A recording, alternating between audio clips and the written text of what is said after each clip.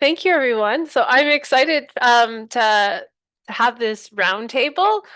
So Guillermo and I have been talking about it for a while now.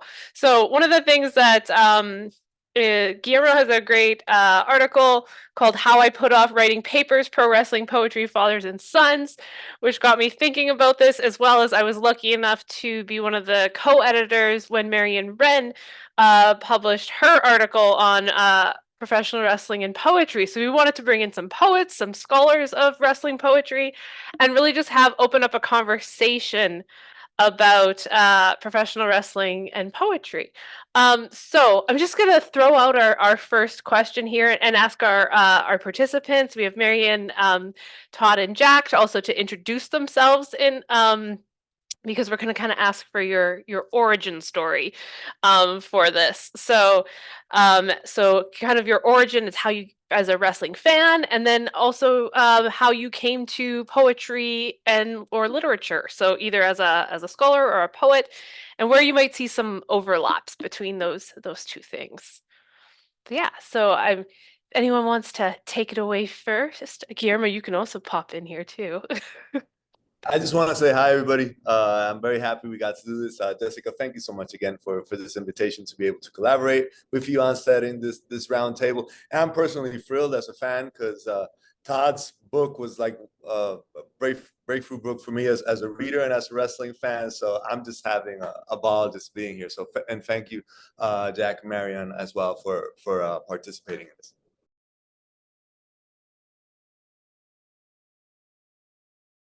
I guess I can go first. Hi, everybody. My name is Todd Kaneko. I'm a writer. I write mostly poetry. I've got a book called The Dead Wrestler Elegies, which is hey, there it is. Thank you. It's a series of elegies for dead pro wrestlers. It was my first book, and it's kind of a Valentine to pro wrestling. My origin story as a wrestling fan goes back to probably about 1983 or so. I was watching the Portland Territories with my dad. If I was good, he'd let me stay up till midnight, and we'd watch big time wrestling out of Portland. We were in Seattle at the time, and that was the broadcast we got. And I remember there's this night. I remember the one night with the Clan, Rip Oliver and the assassin. I don't remember if the Dynamite Kid was there, but they were beating down Billy Jack and Kurt Hennig in the middle of an interview segment. And they brought the chair out and they were beating them down. And I was like, Dad, someone should call the police. And he just looks at me. He's like, really? He says, this is fake, right? And I said, no, Dad, look, there's blood. And so I feel like this is a very common experience we've had as wrestling fans, this sort of someone sort of telling us that Santa Claus is not real. And then, I got to watch the WWF become what it is today and become WWE from being a fan of the territories. My introduction to poetry, again, was my dad, who was a poet. My dad was a poet, and I think I resisted going into the family business for years and years and years and years until I realized that it was sort of inevitable, and I wanted to write poems. So the overlap between poetry and wrestling is my dad. And I think that as I talk to more and more people who watch wrestling, a lot of times we just end up talking about our grandparents, our uncles, our cousins, the people we love wrestling with. And for me, I love the in-ring stuff. I love wrestling. But man, it's those connections we have with the people that we share those passions with. That's really important. I'll stop there. Can I jump in on that? So first of all, I can't wait to read your book, Todd. I just had it delivered to my home in North Carolina, but I work in Abu Dhabi.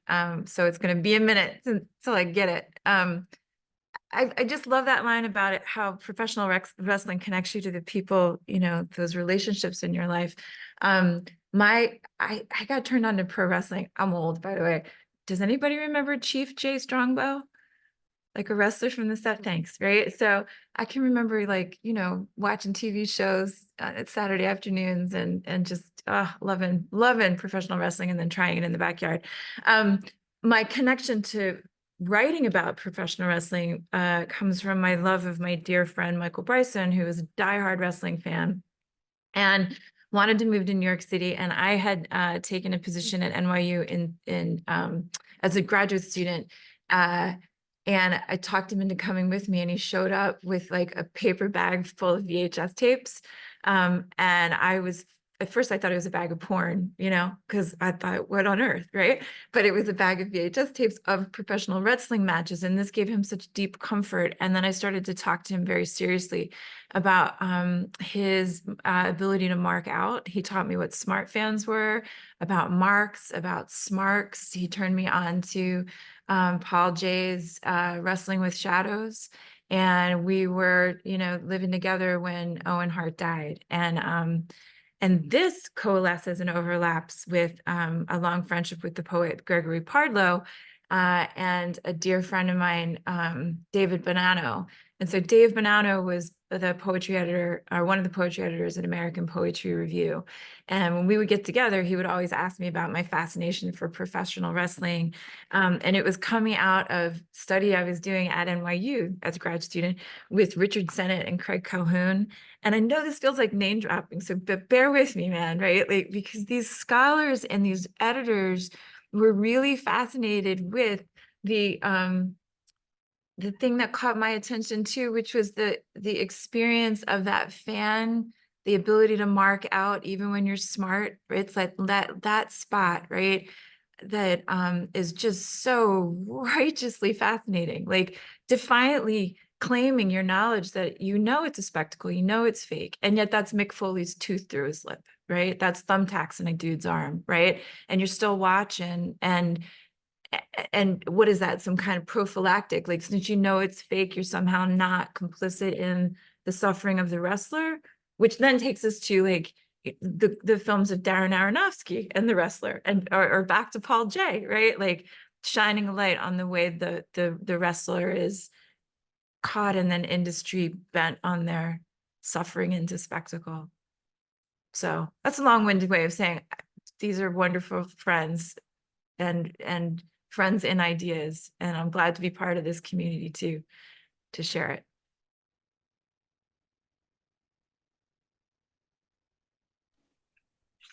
Thanks, Marion. I'll jump in. I'm Jack Bedell. I'm a poet and also an editor. And I've always written about what I would consider my ecosystem. So family shows up a lot because they're obviously part of that. Ecology shows up. I mean, coastal erosion shows up because it's the ground under my feet that's going away. And wrestling and boxing and athletics show up because those are part of the daily fabric of my life. I can't remember a moment where wrestling wasn't part of my weekends. My dad grew up in the Depression era, and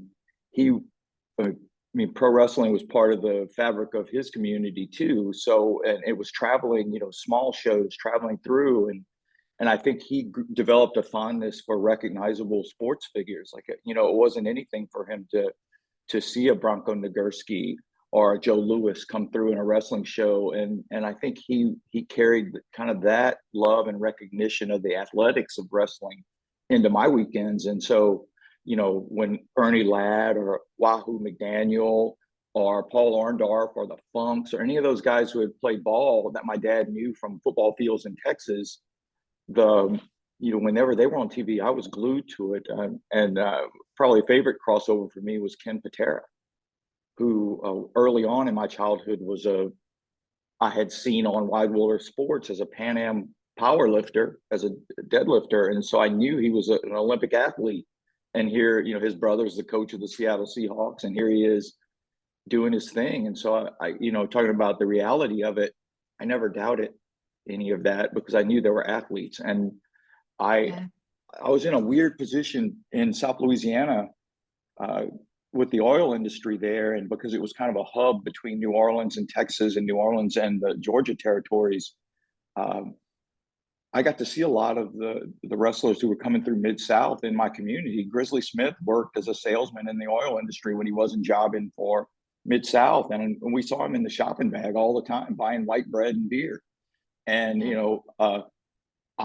and this is a strange tangent, but you know, I would see the scars. You mentioned the blood, you mentioned the tacks. I saw their scars, I saw the bruises, I saw when they dislocated knees and elbows, and like it, you're talking about the reality of it. I to this day don't doubt it's real. The narrative part of it was just like any other heroic story to me, but the athletes were real athletes, and I think that made a large impact on how I've carried that help.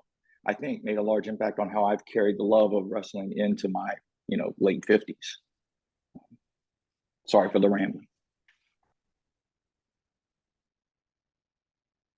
That's wonderful. Thank you. It's interesting. So I know family comes up in Guillermo's work as well. I just finished my dissertation where I did a bunch of interviews with fans and wrestlers. Thank you.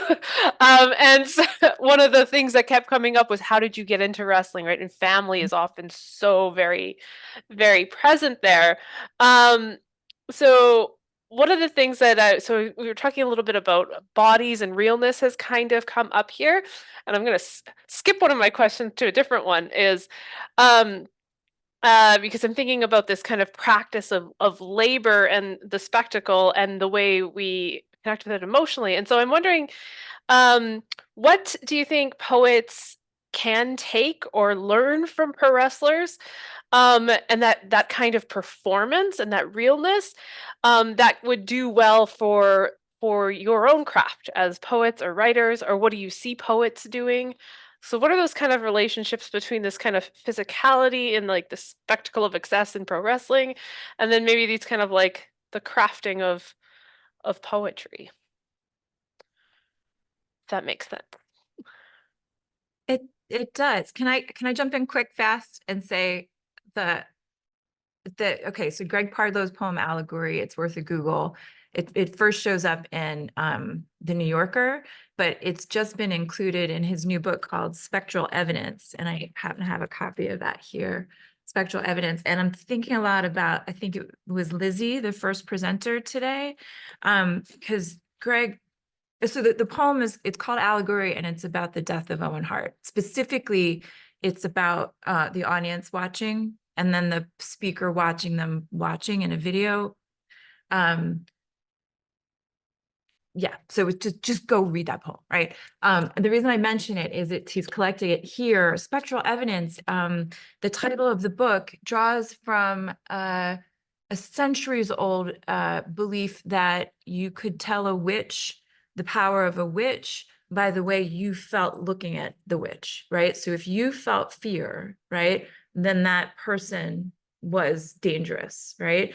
And what Pardlo's doing is taking that concept and bringing it into 21st century thinking about racism and social justice, and how that you know,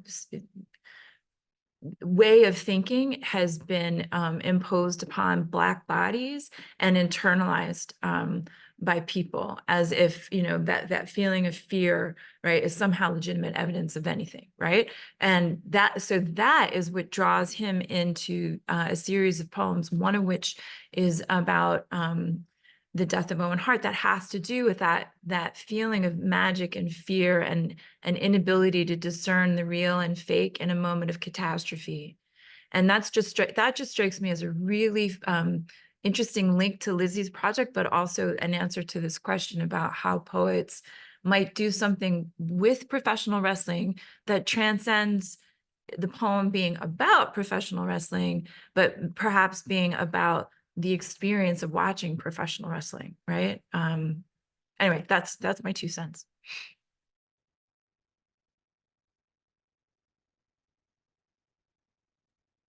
So there's this interview that Becky Lynch did with Steve Austin.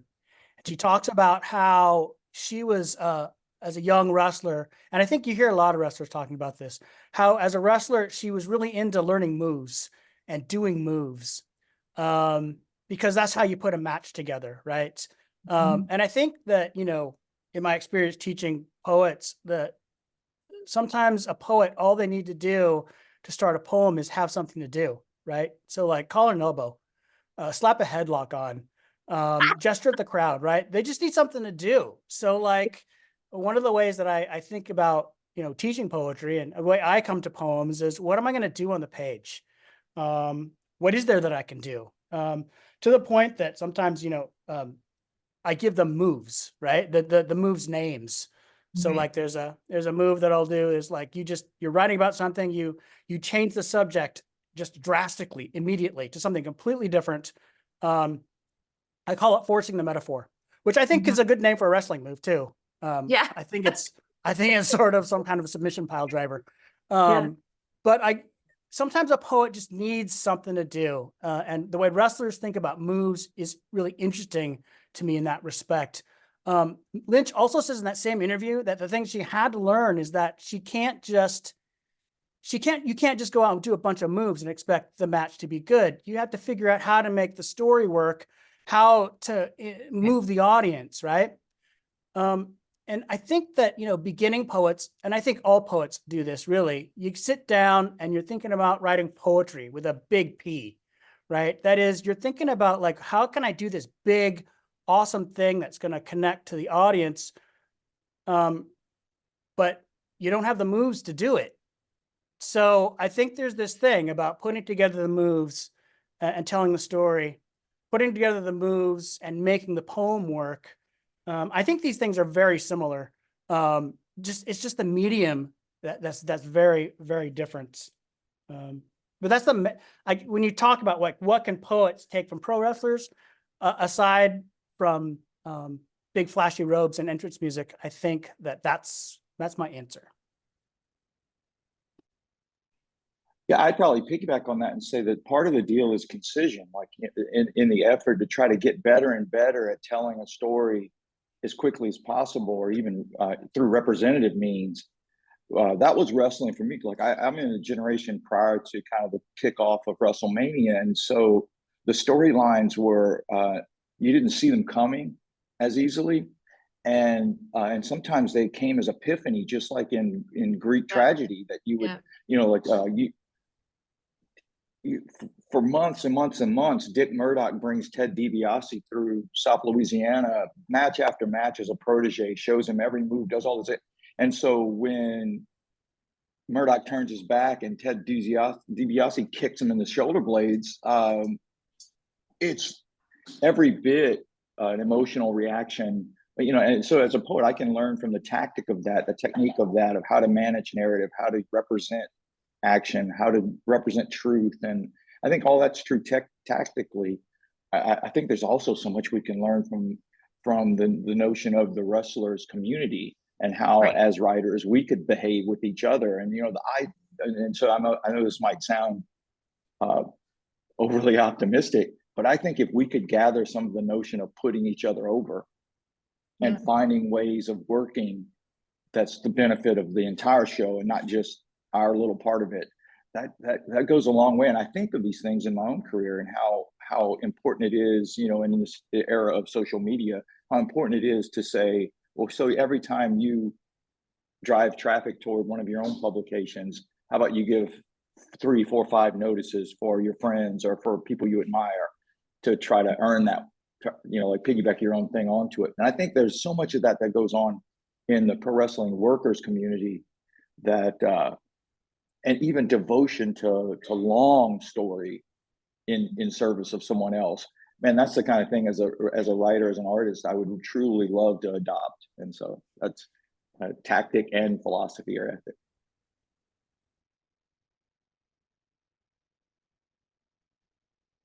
Yeah, thank you. Yeah, putting each other over, right? I think, for needed in communities of writers, communities of scholars. One of the things I like about this gathering is I think this is one of those places where we can put each other over. Tyler, I saw you had a hand up, and so it's not there anymore, but I wanted to open it up if you wanted to ask a question still. Yes, ma'am. So I remember someone was just actually I'll remember it. I don't know. I'll put it.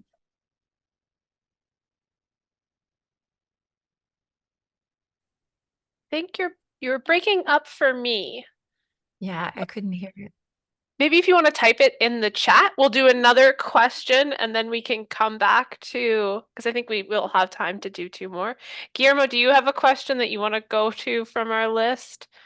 Yeah, I wanted to ask about the language, especially kind of rolling off of that, the term of putting people over, right?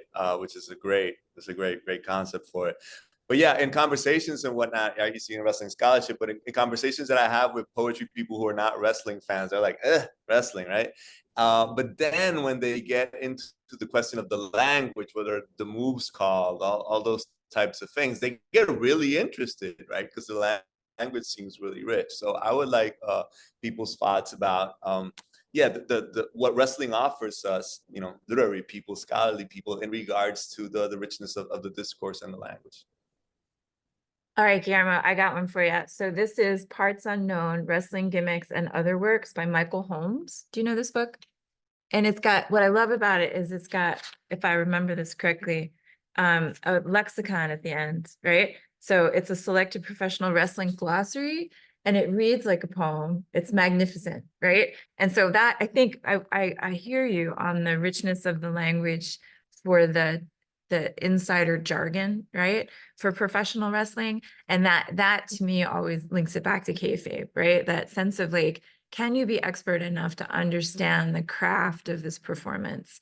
That is the same, I think, right? To thinking about professional poets, right?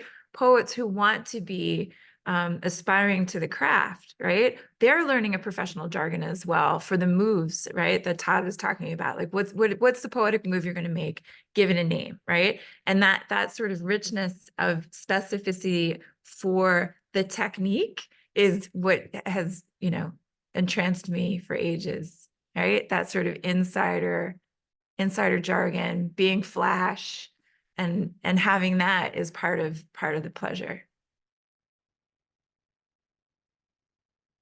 So if Marion's going to hold up a book, I'll hold up a book too. This is a book called The Professional Wrestler in the World of Sports Entertainment. And it's just this book I found on Amazon. It's, before you go out and buy it, it's okay. I don't know that he tells us anything that we don't know already in this room. But here's this thing that he writes. He says, he's talking about how a match works. He says, John is calling the match, so here's how he should call it. John has the headlock on Bill. He wrenches the headlock and pulls Bill closer to an upright position while working the hold. He doesn't lean over to Bill to call the spot. He brings Bill to him. Tackle down, drop down, block, hip toss, you duck, clothesline, schoolboy me, right? What he doesn't say is, you shoot me off, I'll come off the ropes and give you a shoulder tap. You take a bump, I'll hit the ropes, you drop down, blah, blah, blah, right? I think that all of that stuff that we talk about, there are 2 kinds of languages, right? There's the one is the languages that the announcers use. That's the public language. We're supposed to know this, right? You're supposed to know what a headlock is. You're not supposed to know what kayfabe is, right? You're not supposed to know some of these other terms. You're not supposed to know what the shine is. You're not supposed to know what the heat is, right? This is stuff that we're not supposed to know. So one of the things that I think non-wrestling fans get interested in is this sort of like, oh, there's a secret here. It's like the old days when you'd have those programs about how did David Copperfield saw that lady in half, right? I'm going to show you the secret. We had those same programs with wrestling. And so there's this insider knowledge and the regular knowledge, right? The knowledge of the civilian. The insider knowledge gives us so much insight into how things work. Like I can appreciate a pro wrestling match because I know how a pro wrestling match should work. I know that when someone sets the table up, I know someone else is going through that table, right? It's just how it works. But some of that is insider. I'm not supposed to notice that, right? And so I think that sort of one of the things that we can relate that to is learning to read like writers. Writers read different than readers. I'll say that I think that my love of bad fantasy novels is spoiled by my love of literature and being a writer, because the writing is horrible, but I love the stories. So, I think that one thing we can do is we can actually learn by naming these moves, right? And learning how words are power, naming is power, right? Once I know what a Canadian destroyer is, that gives that some power. I understand the pedigree of that, no pun intended, of that word, and so forth. If I know, if I know what an F5 is, I understand. Oh, it's named after the hurricane, right? Mhm. Spoiler. Also, like, I understand like where it falls in the whole world of sort of fireman's carry type moves that people do. But we can learn so much about how the craft works by adopting, sort of like understanding how wrestling uses that language, and then understanding how writers and readers use these languages too, right? A reader of poetry, casual reader of poetry, doesn't need to know what enjambment is, but they might need it to really appreciate the beautiful work that happens in the breaking of a line. Yeah. Yeah. Yeah, Great point. and I really think I think that the specific vocabulary, the technical vocabulary, gives me insight into just the level of craft involved. Right. And so it does gives me a vocabulary to discuss and to break down and to appreciate. And I think that's what it does for me in terms of comparable artistry, to know these terms and to be familiar with some of the tactic and technique of it gives me an appreciation for it that really turns my poems about pro wrestling into ekphrastic poems. That I'm Right. really engaging with an artist. I'm not engaging in a and I do the same thing with boxing, or do the same thing with football. That my engagement is on the level of an appreciation of art. And so the more I know about how that art is built, I think the more depth I have to my appreciation of it, and the more effort I would make then to honor it in my own writing, and to give it the respect it deserves as an art. So exciting. Can I follow up on that real quick? Because Jack just made me think of something. Sort of like when I have a fiction class I teach sometimes, and I use a term. I call it the heel turn.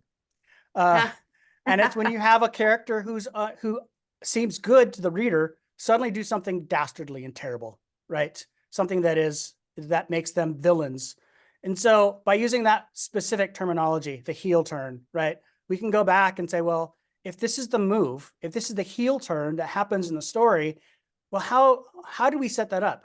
How do we know that this person is, right, the baby face of sorts? And how do we actually help that moment get more emotional work out of what happens in the moment? So it comes down to sort of naming and the names, they're not something we can call something, but it helps us think about what work we're getting done when we're actually doing the work on the page.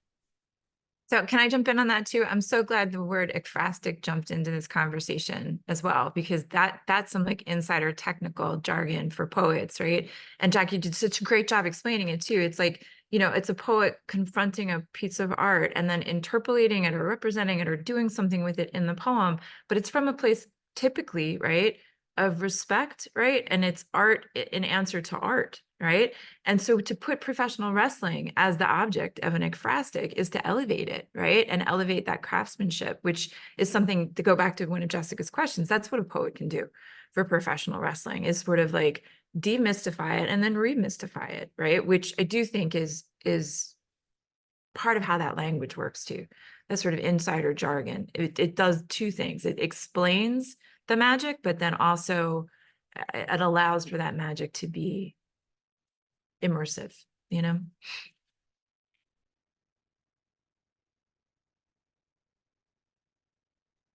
Yeah, I think we're basically at time. So we can maybe take one more question if there's a question from the audience. But I want to say, just in case we run out of time, I want to thank our panelists. And I didn't hold up the book that Jack edited, so I want to hold out that one as well, because this has been such a great conversation. This is exactly what I was hoping for. Do we have an audience question for our last 2 minutes here? And Tyler, are you back or in a place of reception? Yeah, it was breaking up for me earlier too.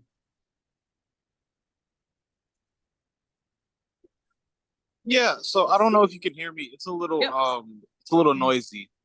But my question was actually for Dr. Jack Bedell. I think he mentioned earlier this like idea of trying to use or someone mentioned earlier this idea of like, as a poet, trying to like use skills that you don't have in order to orchestrate something that you can't at the time, and sort of like following suit in professional wrestlers and sort of like using what they have to sort of pander to the crowd to like invoke that reaction or that experience. So like, I guess like how is that seen practically as far as like, I don't know, like using what it is, like if you know you don't have a skill set, but you know what's like something that you want to do, how do you mitigate that? Well, I think that was Todd's point about having to build the match out of the moves that you know. I know in my own the thing about revision, and people always ask the question, well, how do you know when a poem's done? I don't. I do know when I've done as much with it as I can. And I think that's where workshopping or community or readers or other perspectives come in, because it opens doorways in the revision of a poem. But I know in a similar fashion, you know, okay, so Stan Hansen as a wrestler is severely limited in what he can do in the ring. He's got stamina is basically what he's got. And he's got size and aggression. That's what he's got. I would say probably some people would say that of Hulk Hogan or, you know, some of the more like glitzy era wrestlers, that they had physicality, but not much else. And so as a writer, I know the tactics that will communicate something as well as I possibly can, and I probably need help to get it past that. Which, you know, that's the concept of if you're working with a limited wrestler, whether it's Andre when he's hurt so bad he can't move or whatever, you can still put your partner over by, you know, by engaging in community, by getting workshop comments, by doing whatever you can do to try to add to your repertoire to then, you know, finish the match out. And I think that's how I would say it represents itself in my writing, is when I've used every tool I know I have, that's when other people come in and they pull me over the finish line with the doors they open. But I'll let Todd should probably answer that question, really. Thanks, Jack. I guess I'll say, if you want to do a cross-faced chicken wing, you have to go watch Bob Backlund do it, right? So like, that's what you do. You read poems and you look for those moves, right? And you realize, oh, he sets up with an arm wringer, right? Or if you want to see how to take a choke slam, watch The Rock take one from The Undertaker. Watch his feet go up above his head, right? There's a beauty to the shape that he makes with his body. You watch that and you say, well, now can I imitate that? Can I try that out and see how that works? I think that's how we learn moves. We learn moves by reading, just like a wrestler's going to learn moves by watching and practicing. Same thing. We read and we practice. Amazing. All right. Well, thank you. We're at time. Thank you so much again to all our panelists. Yeah, this is absolute joy, and hope maybe we can do another one in the future years.